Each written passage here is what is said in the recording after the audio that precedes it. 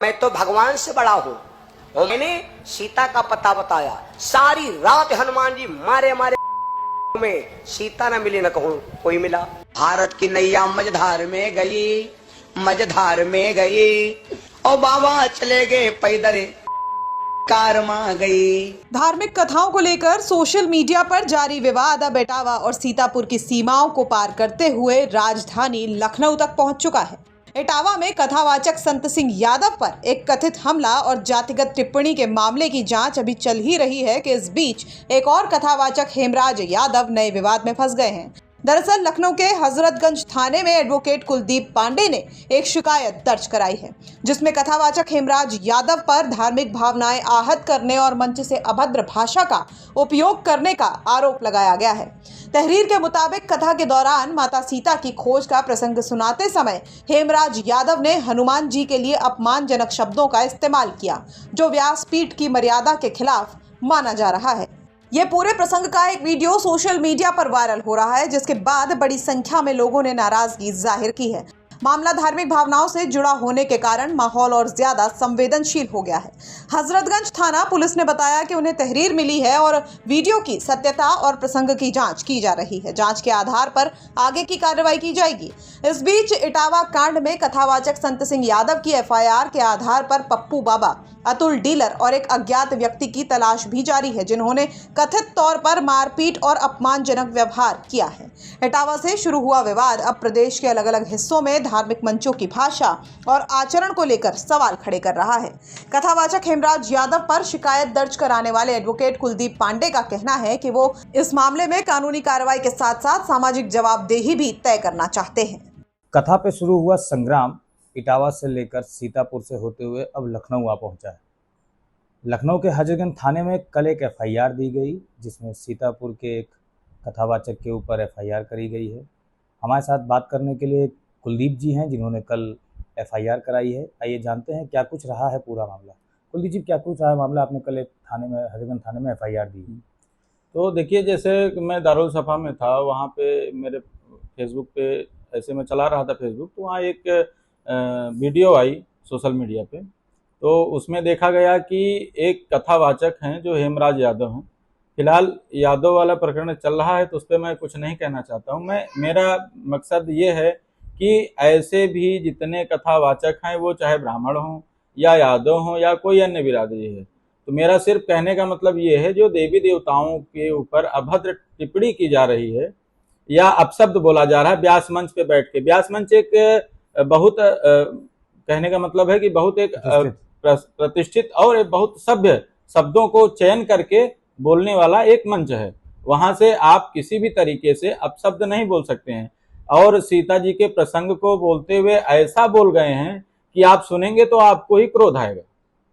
उस viral video में हनुमान जी को भी लेकर बोला गया है कुछ। हाँ, ऐसा देखने में आया, सुनने में भी आया और देखा भी है। तो वो वीडियो मैंने ही देखा और उसमें मैंने एफआईआर में लिखा भी है। मैं खुद नहीं बोलना चाहता हूँ, उन्होंने जो बोला है, क्योंकि हमारे इष्ट आराध्य हनुमान जी हैं, तो ऐसा मुझे खुद नहीं बोल के अच्छा लगेगा।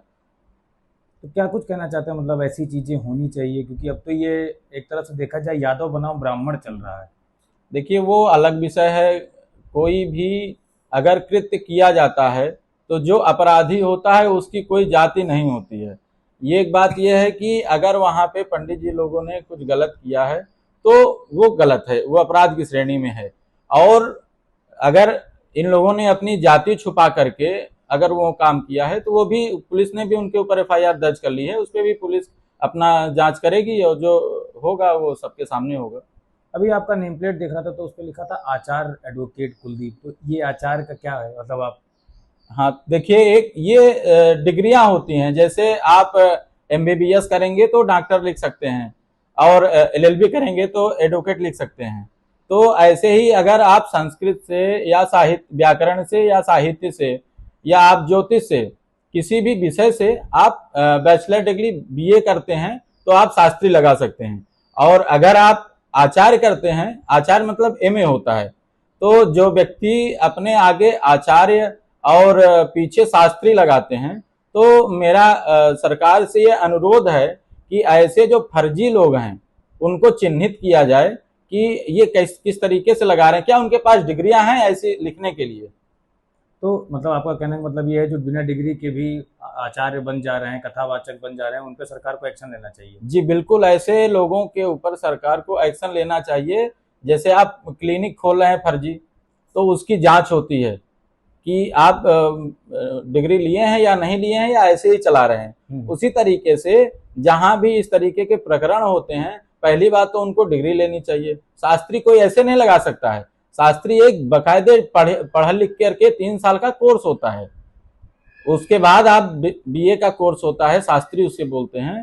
तो बकायदे इसको पढ़ करके जो आदमी आता है वो शास्त्री लगाता है। एमए 2 साल का कोर्स है, उसे आचार्य कहते हैं।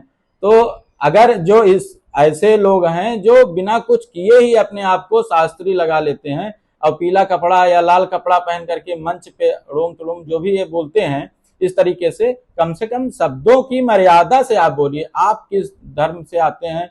बहुत सारे ऐसे लोग हैं जो कथा कर रहे हैं, उनकी धर्म उनकी जाति कोई नहीं पूछता है। बकायदे आप शब्दों का चयन जिनके नाम पे आप कमा रहे हैं उनके लिए तो कम से कम अच्छे शब्दों का इस्तेमाल करें। और मैं आपको ये भी बताना चाहता हूं आपके माध्यम से कि ऐसे लोगों को मैं चिन्हित कर रहा हूं जो लोग व्यास मंच पे बैठ के अनाप शनाप की अनर्गल बातें, बिना शास्त्रोक्त बातें, अपने मन घड़ंत कहानियां जो लोग बताते हैं, मैं उनको चिन्हित कर रहा हूं। मैं वीडियो निकाल रहा हूं सबकी, और मैं उन सब लोगों के ऊपर कठोरतम कार्यवाही कानूनी रूप से करवाऊंगा।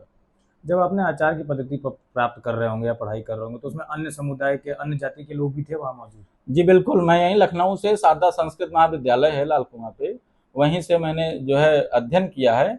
और मेरे साथ तो यादव जी भी थे और एससी कास्ट के भी लोग थे, और उसके साथ मेरे साथ के ही उसमें 2 मुस्लिम छात्र भी पढ़ रहे थे। मुस्लिम छात्र भी आचार्य की बिल्कुल ले रहे थे। तो आप डिग्री लेके आइए, आप काम करिए, आप अध्ययन करके आइए, आप गुरु परंपरा से पढ़ के आइए। ऐसा नहीं है कि आप गाना गाते गाते अचानक से जो है व्यास मंच पे बैठ गए, व्यासपीठ पे बैठ गए, ना आपको संस्कृत के श्लोक एक मालूम है, ना आपको पूरी व्यवस्था मालूम है, आप बैठ गए हारमोनियम ढोलक। आज के दिन में सोशल मीडिया पे आप देखेंगे तो कितने कितने अजीब तरीके से मंच पे जो है कूद रहे हैं लोग, फांद रहे हैं। ये व्यासपीठ की गरिमा होती है।